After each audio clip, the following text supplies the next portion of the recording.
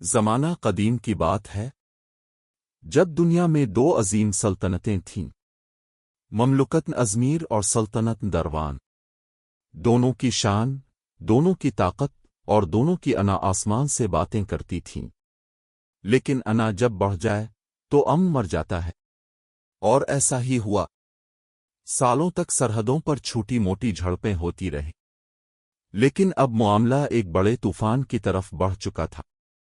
Izmir کے بادشاہ سکندر شاہ نے اپنے محل کے سنہری ہال میں مجلس بلائی۔ وزراء، جرنیل اور درباری سب موجود تھے۔ بادشاہ کی آواز گونجی، دروان ہمارے قافلے لوٹ رہا ہے، ہمارے سپاہی شہید ہو رہے ہیں، ہم کب تک خاموش رہیں؟ اب وقت آ گیا ہے کہ ہم اپنی سرحدوں کا انصاف خود کریں۔ وزیر اعظم نے آہستہ سے کہا، جہاں جنگ ہو وہاں خون ہوتا ہے، لیکن اگر خاموشی اختیار کریں تو عزت مٹی میں مل جاتی ہے۔ بادشاہ سلامت۔ یہ بات سن کر دربار میں شور مچ گیا۔ فیصلہ ہو گیا، ازمیر جنگ کے لیے تیار ہوگا۔ اسی لمحے دوسری طرف دروان کے محل میں بھی ایک ہنگامی اجلاس جاری تھا۔ دروان کے بادشاہ فہد خان نے اپنے وزیر میر سجاد سے کہا، ازمیر ہمیں للکار رہا ہے، اگر ہم پیچھے ہٹے تو ہماری نسلیں غلام بن جائیں گی۔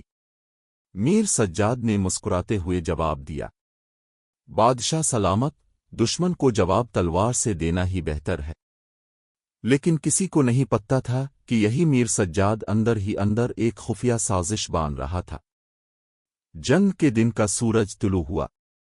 دونوں سلطنتوں کے لشکر آمنے سامنے تھے۔ نیزے چمک رہے تھے، گھوڑے ہنہنا رہے تھے، ڈھول بجنے لگے اور فضا میں نعرے گونج اٹھے، ازمیر زندہ باد، دروان کی شان قائم رہے۔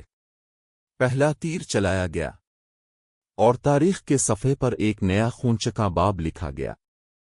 تلواروں کی ٹکر، چیخوں کی گونج، اور زمین پر گرتے سپاہیوں کی صدائیں، سب کچھ مان جنگ کو جہنم بنا چکا تھا۔ ازمیر کا شہزادہ ارمان آگے بڑھا۔ اس کے چہرے پر دلیری اور آنکھوں میں آگ تھی۔ وہ بولا، یہ جنگ تخت کے لیے نہیں، قوم کے لیے ہے۔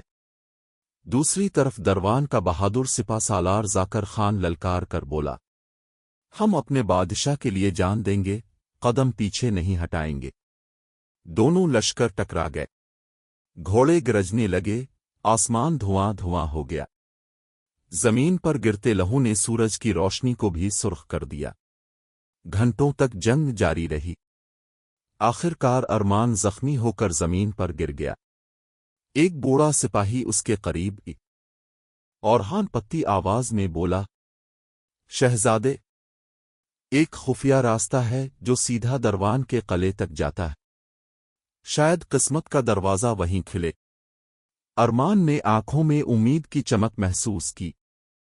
رات کے اندھیرے میں وہ 10 بہادر سپاہیوں کے ساتھ اس خفیہ راستے سے قلعے میں داخل ہو گیا۔ پتھروں کے نیچے چھپی ہوئی سرنگوں میں ان کے قدموں کی چاپ گونج رہی تھی۔ آخر وہ ایک پرانے کمرے میں پہنچے۔ وہاں سونا، ہیرے، جواہرات اور ایک پراسرار کاغذ رکھا تھا۔ ارمان نے کاغذ اٹھایا۔ اس میں میر سجاد کے دستخط تھے، اور منصوبہ صاف لکھا تھا، جنگ کا انجام وہ ہوگا جو میں چاہوں گا، دونوں سلطنتیں کمزور ہوں گی، اور تاج میرے سر پر ہوگا۔ ارمان کے چہرے پر غصے اور حیرت کا ملا جلا رنگ تھا۔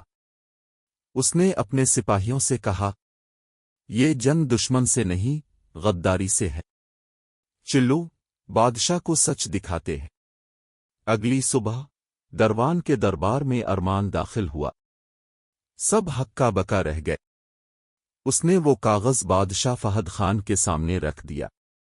چند لمحوں کے لیے مکمل خاموشی چھا گئی۔ بادشاہ نے میر سجاد کی طرف دیکھا۔ کیا یہ سچ ہے؟ میر سجاد کے چہرے سے رنگ اڑ گیا۔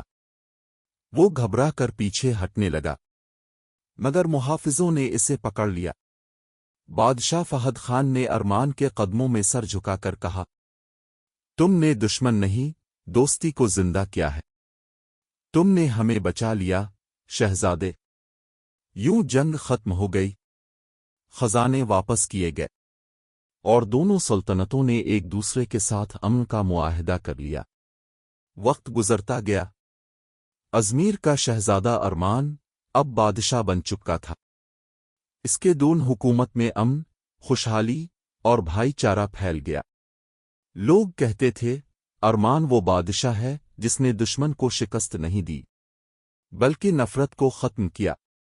آخر میں راوی کی آواز فضا میں گونجی، یہ کہانی دو سلطنتوں کی جنگ کی ہے، مگر اصل جنگ تخت زمین کی نہیں تھی بلکہ انسانیت اور سچائی کی تھی، اور سچ ہمیشہ جیتتا ہے۔